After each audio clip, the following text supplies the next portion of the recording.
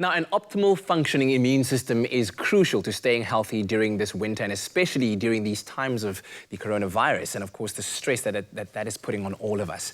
Now, to maintain your health and overall wellness, your body needs sufficient vitamins and other nutrients. And some foods are especially good to support your immune system to function optimally. And here to talk to us about this and to give us advice on staying healthy during this winter is Woolies dietitian Cindy Chin.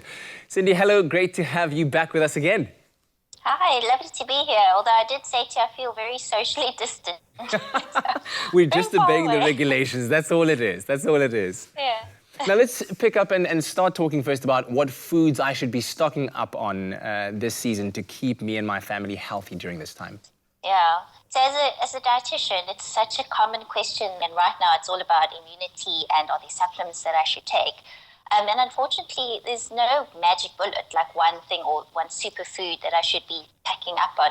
It really is just understanding that our immune system is quite an intricate, complex system that needs, just like every other part of our body, needs the right building blocks and nutrients and vitamins to keep it healthy so that it can function optimally and be almost like fighting fit and there to help boost your overall well-being. Yeah.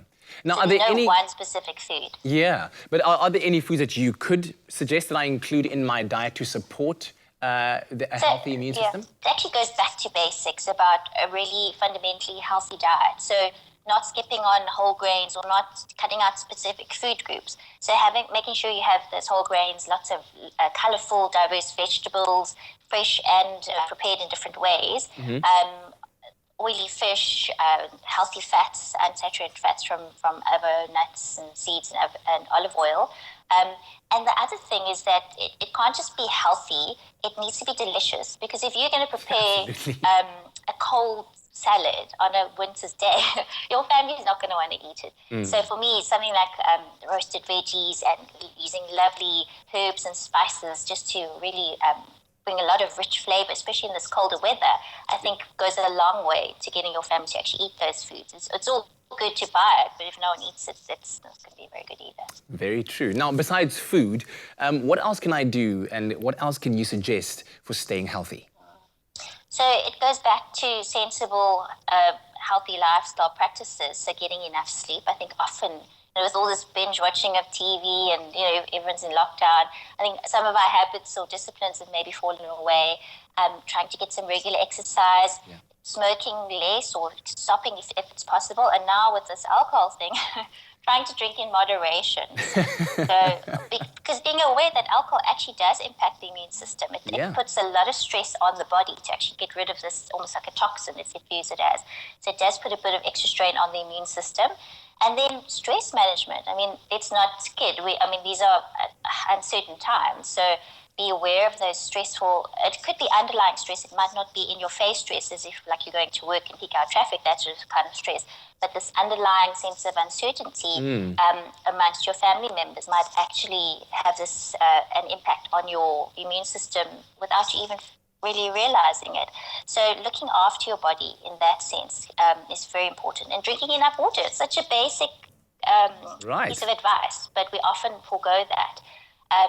And then lastly, just practicing really good hygiene. So, you've heard this no end, in the last few months, but wash your hands, keep socially just 2 meters apart or 1.5 meters apart away from people, and cough into your elbow. So very basic things, but sometimes it's good to be reminded of those things. Yeah, and of course, getting a good night's rest, sleeping and water, just so important. And some of the basic things that you can actually control quite easily in terms of your water intake and the amount of rest you get per night. Now, what about vitamin and mineral supplementation? Are there any that you suggest? That's a big one. Yeah? I've been getting a lot of questions from people to ask me, well, what should they be supplementing, or should they be taking extra supplements of vitamin C or vitamin D?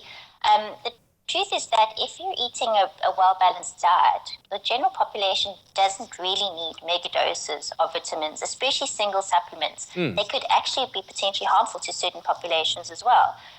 Unless you're malnourished or at risk of a deficiency where you have a specific medical condition, or a vegan who's not eating specific foods, you might need a supplement.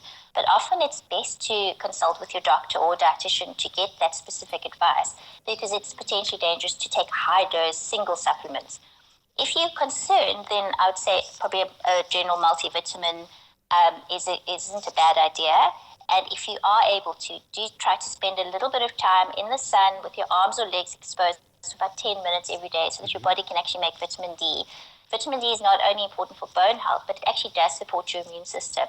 If you're not able to get out, then a low-dose supplement is not a bad idea at all.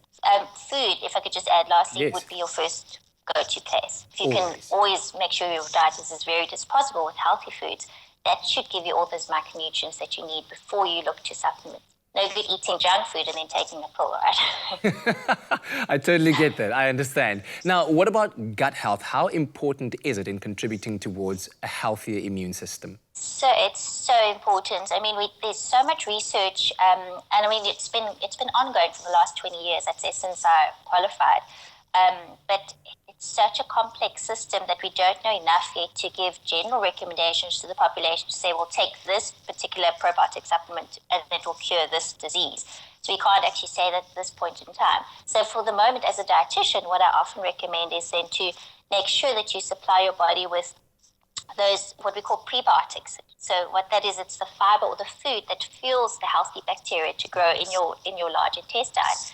And then that promotes a healthy gut environment. So you being proactive, eating lots of fibrous foods, colorful vegetables, legumes and lentils, and those are all providing the essential building blocks, essentially, for those bacteria to thrive and grow in your gut. And that can then support your immune system indirectly. Cindy, as always, thank you very much for your time and expertise. It's always appreciated. Thank you so much.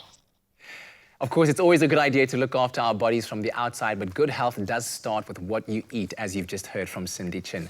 Now, stay tuned because a little bit later on, Chef Clem is going to be sharing a scrumptious dish that'll help to support your immune system so that it functions optimally.